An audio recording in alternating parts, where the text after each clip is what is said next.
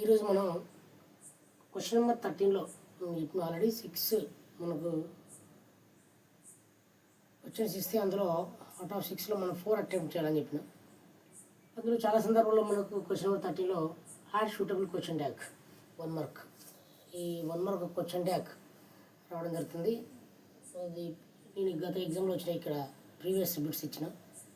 దీని నుంచి మీరు ఫుల్గా బ్రీఫ్గా ఇన్ఫర్మేషన్ కావాలంటే నా యూట్యూబ్ ఛానల్లో స్పెషల్గా క్వశ్చన్ ట్యాగ్ అనేది దానికి వీడియో స్పెషల్గా తీయడం జరిగింది, అది చూసుకోవచ్చు మీరు. సరే చూద్దాం గత ఎగ్జామ్లో ఏ విధంగా ఇవ్వడం జరిగిందని. ఈ క్వశ్చన్ నెంబర్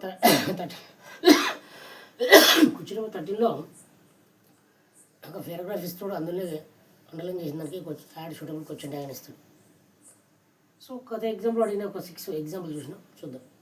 ఒకటి ఎగ్జాంపుల్ ఏమంటే she was fond of penguin birds అని ఇచ్చిండు. ఇచ్చిన తర్వాత ఏంటంటే యాడ్ షూటబుల్ క్వశ్చన్ ట్యాగ్ అని ఇచ్చిండు. దాన్ని మనం క్వశ్చన్ ట్యాగ్ ఏ విధంగా షూటబుల్ క్వశ్చన్ ట్యాగ్ చేయాలో చూద్దాం. ఏమన్నాడు, షీ వాజ్ ఫాండ్ ఆఫ్ అన్నాడు. అన్నప్పుడు మనం క్వశ్చన్ ట్యాగ్ చేసినప్పుడు ఎప్పుడైనా మన సబ్జెక్ట్ డివైడ్ చేసుకోవాలి. ఒకవేళ హెల్పింగ్ వర్బ్ కానీ ఉంటే హెల్పింగ్ వర్బ్ డివైడ్ చేసుకోవాలి. హెల్పింగ్ వర్బ్ లేదా వర్బ్ ఉంటే వర్బ్ డివైడ్ చేసుకోవాలి. మనకు మిగతా పార్ట్ మనకు అవసరం లేదు ఇక్కడ క్వశ్చన్ ట్యాగ్లో. ఈ రెండు ఉంటే సరిపోతుంది. దీనికి స్ట్రక్చర్ ఇక్కడ సందర్భం బట్టి చెప్తున్నా. ఫస్ట్ స్ట్రక్చర్ ఏంటంటే సబ్జెక్ట్ ప్లస్ హెల్పింగ్ వర్బ్ ఉన్నప్పుడు హెల్పింగ్ వర్బ్ ప్లస్ సబ్జెక్ట్ వస్తుంది. మధ్యలో ఈ క్వశ్చన్ ట్యాగ్లో కనుక నాట్ లేకపోతే ఆన్సర్లో నాట్ వస్తుంది. 2 అనేది ఇక్కడ ఉంటుంది చూడండి. 2 plus not plus 1 plus question tag. 2 plus not plus 1 plus question tag, that is the answer. She was the fond of penguin birds మన సంబంధాలు ఫస్ట్ 2 సరిపోతుంది. సబ్జెక్ట్ హెల్పింగ్ వర్బ్ ముందుకు వచ్చింది వాస్, సబ్జెక్ట్ లాస్ట్ పోయింది షీ, మధ్యలో not అనే first కామాతో వచ్చింది. అండ్ క్వశ్చన్ ట్యాగ్ సింబల్ మర్చిపోకండి. This is the answer, simple. దాన్ని పడిస్తున్నాడు reverse. She was and she, మధ్యలో నాట్. ఓకే, ఈ రూపంలో వచ్చింది. క్వశ్చన్ ట్యాగ్ మాత్రం మర్చిపోకండి. రైట్, ఇంకా ఈజీ పడుతుంది.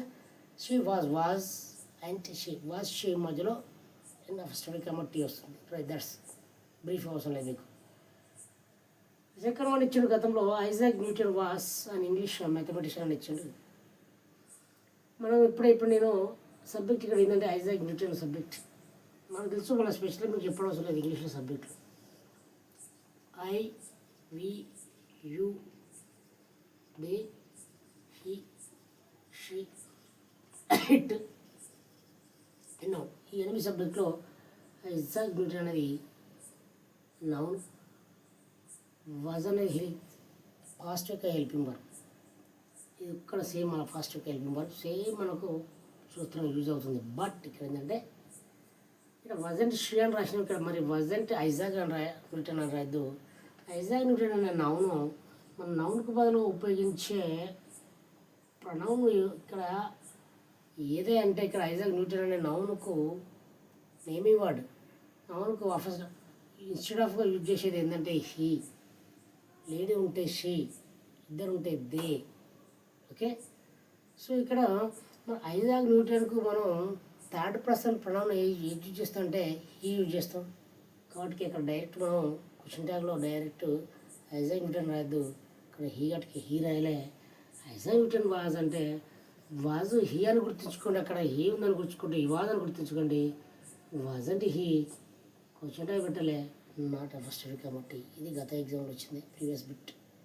నెక్స్ట్ ఐజాక్ న్యూటన్ అనేది నేమింగ్ వర్డ్లో నౌన్లో అది మేల్ కాబట్టికే మనకు ఎప్పుడైనా థర్డ్ పర్సన్లకి మనం చేంజ్ చేయాలి. థర్డ్ పర్సన్లో ఈ షీ దే ఉంటుంది కాబట్టి ఇక్కడ హీ, లేడీ ఉంటే షీ, ఒకటికంటే ఎక్కువ మంది ఉంటే ఇక్కడ మనం దే యూజ్ చేయాలి. That's all. Okay, right. Isaac Newton was అంటే వాజంట్ ఐజాక్ ప్లేస్లో వాజంట్ హీ, క్లోజ్. ఇది గత ఎగ్జామ్లో అడిగిండు ఫస్ట్ సెకండ్. గత ఎగ్జామ్లో ఇంకోటి అడిగిండు ఏమని, birds eat different kinds of food అని ఇచ్చండి. మనకి ఇదంతా అవసరం లేదు. నేను చెప్పిన సబ్జెక్ట్ ఏదైతే ఉందో సబ్జెక్ట్ వేసుకొని ఇక్కడ బర్డ్స్ ఉంది, ఇక్కడ ఈట్ అనేది ఉంది. మరి ఈట్ నాట్ బర్డ్సా అంటే కాదు, ఇప్పుడు చూసుకుందాం. ఈట్ అనేది ఎన్నో వర్బ్ అంటే మనం V1, దానికి మనం డూ ఫామ్ రాయాలి. మనకు డూ ఫామ్ల విషయానికి వస్తే మనకు ఇక్కడ డూ డస్ అనేది ప్రజెంట్ యొక్క V1కు ప్లస్ V1కి ఎస్ఐఎస్ వస్తే డస్ వస్తుంది. V2 ఉంటే డిడ్ వస్తుంది. డూ ఫామ్లో కూడా చేంజ్ చేసుకోవాలి. సో ఇక్కడ ఈట్ అనేది దాని ప్రకారం డూ గట్కే డూ వచ్చింది. మరి బర్డ్స్ నౌన్స్ ప్లూరల్ కాబట్టి ప్లూరల్కి ఏం చేయాలి చెప్పిన ముందే ప్లూరల్లో నౌన్ థర్డ్ పర్సన్లో చేంజ్ చేసుకోవాలి. థర్డ్ పర్సన్లో మనం మూడే ఉన్నాయి చెప్పిన ఈ షీ ఇట్ ఈ షీ దే ప్లూరల్ ఉంది. మరి బర్డ్స్ గట్కి హీ కాదు, బర్డ్స్ గట్కి షీ కాదు, వెళ్ళింది అంటే దే. ఇక్కడ దే అని గుర్తుంచుకోండి. ఇక్కడ దే ఉందని ఆయన అనుకోండి, ఇక్కడ డూ ఉంది అనుకోండి. అప్పుడు దే డూ అవుతుంటే డోంట్ దే ఇది ఈట్ వస్తుంది. ఈట్ V1 గట్టికి డూ అయింది. బర్డ్స్ అనేది దే అయింది. ఇక్కడ నాట్ వచ్చింది, క్వశ్చన్ మార్క్ పెట్టడం జరిగింది. అయినా బర్డ్స్ ఈట్ అనేది V1 ఎందుకు V1లోకి ఉన్నదాన్ని డూ ఫామ్లోకి వచ్చింది. ఈట్ అనే దానికి ఈట్ సైడ్ ఉంటే డస్ ఉండు, ఏట్ ఉంటే డిడ్ ఉండు. మరి ఈట్ ఉంది కాబట్టి డూ. బర్డ్స్ అనేది పూరలు కాబట్టి అది దే థర్డ్ పర్సన్కి వెళ్ళిపోతుంది. అప్పుడు ఆన్సర్ ఏంటంటే డోంట్ దేగా మారుతుంది.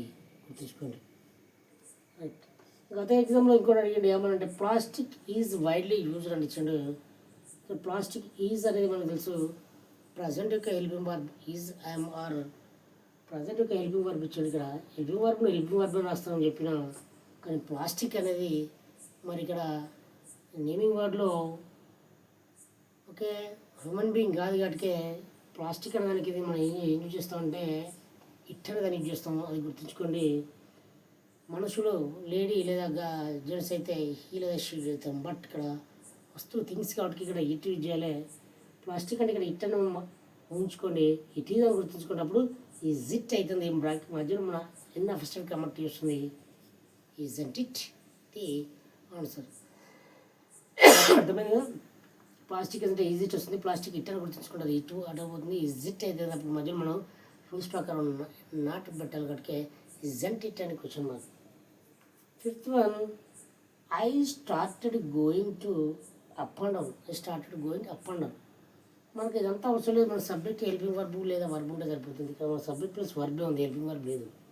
I1 పెట్టుకుందాం. స్టార్టెడ్ అనేది వర్బ్. స్టార్టెడ్ ఏ వర్బ్ అది వర్బ్ 2. స్టార్టెడ్ మరి వర్బ్ 2 వచ్చినప్పుడు ఏం చేయాలి? ఏ డూ ఫామ్ వస్తుందని చెప్పిన మనకు డిడ్ అనేది వస్తుంది. సో ఇక్కడ డిడ్ అని గుర్తుంచుకోండి. ఇక్కడ ఊహించుకోండి డిడ్ అని. ఐ డిడ్ అనుకోండి.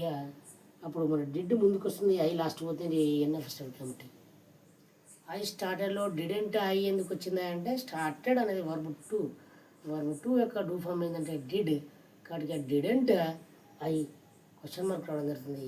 ఇది ఆన్సర్. ఇది గత ఎగ్జామ్లో వచ్చింది. ఇంకోటి ప్రీవియస్ వీడియో చూసుకుంటే cell phone has brought something మనకి వేసుకున్నాం, change the world something. So ఇక్కడ సెల్ ఫోన్ 1 అండ్ యాజ్ అనేది 2. యాజ్ అనేది హెల్పింగ్ వర్బ్ కట్టుకే నో ప్రాబ్లం, యాజ్ ఇట్ వస్తుంది. సెల్ ఫోన్ కట్టుకే మరి అది హ్యూమన్ బీయింగ్ కాదు కాబట్టి అది థింగ్స్ కాబట్టి ఏం వస్తుంది ఇప్పుడు ఇట్ వస్తుంది. ఇట్ అని గుర్తుంచుకోండి. మరి యాజ్ ఇట్ మధ్యలో ఎన్ఎఫ్ఎస్ కాబట్టి ఏం వస్తుంది? క్వశ్చన్ మార్క్ వస్తుంది. యాజంట్ ఇట్. ఓకే, ఈ విధంగా సెల్ ఫోన్ యాజ్ అంటే యాజ్ అండ్ సెల్ ఫోన్ అనేది ఇట్టే చేంజ్ అవుతుంది కాబట్టి యాజంట్ ఇట్. ఓకే, ఈ విధంగా సెల్ ఫోన్ అనేది ఏ ప్రణంగా మారుతుంది? ఇట్టే ప్రణంగా మారుతుంది. మరి షీగా మారుతుంటే అది సెల్ ఫోన్ ప్లేస్లో లేడీ ఉంటే షీ మారుతుంది. హీ ఎందుకంటే మేల్ ఉంటే హీ మారుతుంది. మరి ఇద్దరు మేల్ లేదా షీ మేల్ అండ్ ఫీమేల్ కనుక్కుంటే అప్పుడు దే అవుతుంది. అది గుర్తుంచుకోండి. అది థర్డ్ పర్సన్కే మారుతుంది. సో ఇది షూటబుల్ క్వశ్చన్ ట్యాగ్స్లో కంపల్సరీ 1 మార్క్ అడుగుతున్నాడు. క్వశ్చన్ నెంబర్ 13లో 6 అడిగినప్పుడు చాలా సందర్భంలో క్వశ్చన్ ట్యాగ్ కూడా అడగడం జరిగింది. ఇది క్వశ్చన్ ట్యాగ్. దీని గురించి ఇంకా మీకు బ్రీఫ్ కావాలనుకుంటే నా యూట్యూబ్ ఛానల్లో పాత క్వశ్చన్ ట్యాగ్ అని కొట్టుకోండి, అక్కడ మొత్తం బ్రీఫ్ ఇన్ఫర్మేషన్ దొరుకుతుంది. Okay, thank you. ఈ విధంగా 1 మార్క్ అడుగుతుండు. నెక్స్ట్ ఇంకొక 1 మార్క్